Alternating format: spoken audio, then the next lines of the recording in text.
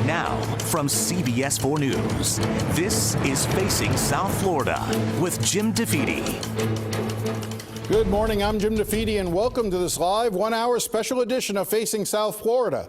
If you missed the first half hour, we discussed the package bombs, the governor's debate, and the proposal to raise the sales tax in Broward by a penny. You can find it later this morning on CBSMiami.com. But now we turn to a major issue on the ballot, Amendment 6. My colleague Lauren Pastrana tells us what is in the amendment. Amendment 6 is 3 proposals in one. The first part is about victims' rights. A yes vote would expand the scope of victims' rights under the Florida Constitution, including victims' rights to due process under what's known as Marsy's Law. It places new time limits on filing appeals and requires victims receive some type of written notification of their rights. It will also eliminate an existing constitutional provision that ensures victims' rights don't infringe on the rights of accused criminals. The second proposal extends the mandatory retirement age of Florida judges from 70 to 75. And the third proposal prohibits state courts from deferring to an administrative agency's interpretation of a state statute or rule. Okay, joining me now to discuss the pros and cons of the amendment are Ron Book, who has advocated for laws relating to victims' rights, and Melba Pearson, who spent 16 years as a state prosecutor and is now the deputy director of the ACLU of Florida. I want to thank you both for coming in. Thank you I know so much, it's an Jim. early Sunday morning, but I think this is an important issue. Ron, I want to start with you. You support this amendment. You believe this amendment is necessary. Make your case. Tell me why. I do. I believe that it is, to me, simple to believe that Florida crime victims deserve co-equal rights to those of the individuals that have been accused and or convicted of committing crimes against them. Amendment 6 does nothing other than enshrine in our Constitution co-equal rights for those that are victims of crimes. Why shouldn't a victim of crime be treated with dignity, with respect, given the proper opportunity to be heard and to know that that they are involved in the process?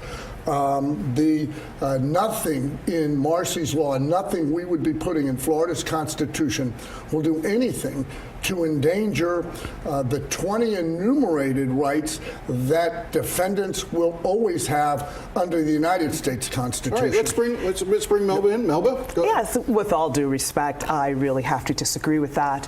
First of all, the issue is this is already in our Florida Constitution. No, it's not, but it's okay. No, it is. Actually, Article 1 of the Florida Constitution allows a victim the right to be heard, to be present, and to receive notice. So when that it's is reasonable, when it's reasonable. I didn't interrupt you, though. Just give her a second. Go ahead. So it's already in the Constitution. We already have statutes that protect victims against interference by the defendant. Additionally, what this amendment will do, it will enshrine protections for corporations, giving them equal footing to human victims, which is not what any of us want. So give me an example of what you mean by that. So I don't want to besmirch any particular corporation, but let's say you have a situation where you have a young man, no criminal history, who shoplifts something from a large chain store, okay? And normally you'd go to court and this would be a situation where there'd be diversion and that would be the end of the case. As opposed to it just being settled locally, you now have the opportunity of the large corporation to come in from wherever they are, whether it's Arkansas, Delaware, whatever, bring in their high-priced attorneys, and then start to dictate to the local prosecutor as to how they want this case to be resolved. So if you have this young man who normally would get diversion, the corporation may put pressure on the local prosecutor to, let's say, get jail time because they want to make an example out of this young man. It's an absurd red herring to believe that any of those major corporations, and you've raised this previously in other debates and discussions, you want people to believe that Walmart or Costco or any of those big corporations you've intended to imply would spend $800 an hour to send somebody in for a shoplifting case. No, what you want to do is protect the criminals that otherwise have these rights protected in the Constitution. You somehow think that a statute should protect them. You somehow believe that a murderer or a rapist should have more rights than a victim. See, but there's where you're wrong, Ron. There's where you're dead wrong. You're wrong because what the Constitution says, that minor piece in the Constitution says that they can be heard when it's relevant or when it's crucial to a proceeding. And there is no definition of when it's relevant or when it's crucial. And it's not uniform in 67 counties, and that is why police chiefs and sheriffs and your own state attorney, your former boss, has endorsed the amendment. And let me tell you how this really works. I have been a prosecutor for 16 years. I prosecuted cases from grand theft to homicides. I held mothers who lost their child, had to identify them in the morgue. And Catherine Fernandez-Rundle didn't? And doesn't? But she's not the issue here, as opposed to, let's say, State Attorney Bob Cervoni. You want to say that somehow you have let me finish, more or you just want to keep authority, talking? or you're stronger than Kathy is. One state attorney, Mr. Cervoni, go ahead. And there's other state attorneys who have stayed silent on the issue because at the end of the day, this is about justice. These rights are present. I've had victims come to court over and over again. I've had watch plea deals go down the tube because the victim disagreed with what the outcome could be. So you know what? Victims are constantly heard. And let's talk about... They're not heard fairly, and you know it.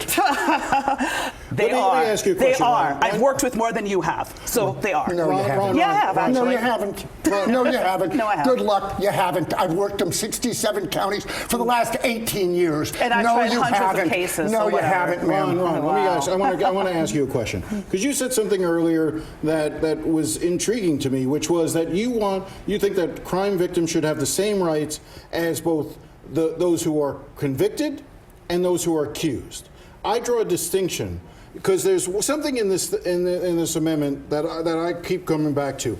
The proposed amendment eliminates an existing constitutional provision that the rights of victims, quote, do not interfere with the constitutional rights of the accused.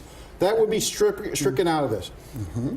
Isn't our country based on the idea that a person is innocent until proven guilty, and that that it's better to let 99 guilty people go free than to convict one person wrongly? So isn't the idea that when you put victims on the same footing as those accused, isn't the rights of the accused what needs to be protected most in that case? Actually, the rights of the victim need to be protected as well. And all this does is assure that a victim of crime, somebody's been raped, somebody that's been murdered, a family member, that they have a right to be, number one, informed of every hearing. They're not today. They're not, period. They're not invited to be in the courtroom. They're not invited to be heard. But whose fault is that? The system, because there are no guarantees in our Constitution to assure that that's the case. All right, so that's patently untrue because, again, having done the work for 16 years, victims come to the courtroom, they speak directly to the judge, they talk about the impact that this crime has had in their lives. But let's talk about another aspect. At the end of it.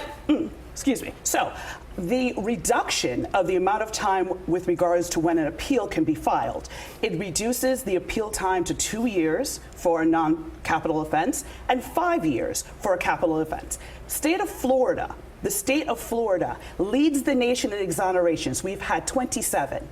And these exonerations happened after the 5-year mark. So under Marcy's law, under this proposed amendment, 27 innocent people would have been executed, even though they were innocent. You know that's a lie. That's not a lie. It is a lie. Okay. And the Florida Supreme Court has said it is, and says that and they've debunked all of your false statements about the delays and the unnecessary delays and whether or not it's going to interfere with those appeals. You know it's false, and you want to sit here and tell people otherwise. I encourage everyone to do their research because I'm not going to sit here and lie, especially when I've done the work. So there's another aspect of it besides the victims' rights parts of it that talks about judges having to interpret rather than rely upon the ruling of an administrator within that. Ron, why is that significant? What they did... Because this thing is bundled. There's a lot of things in here. There are 3 things in the amendment. There's the Marcy's Law piece, and the piece on this allows for them to, if you will, eliminate that the agency determination of what a rule is fact, and it gives the courts the ability to have a higher. So judges level have more power than That's in that correct. case. That's correct. I don't know if that's a good thing or not in the state of Florida sometimes.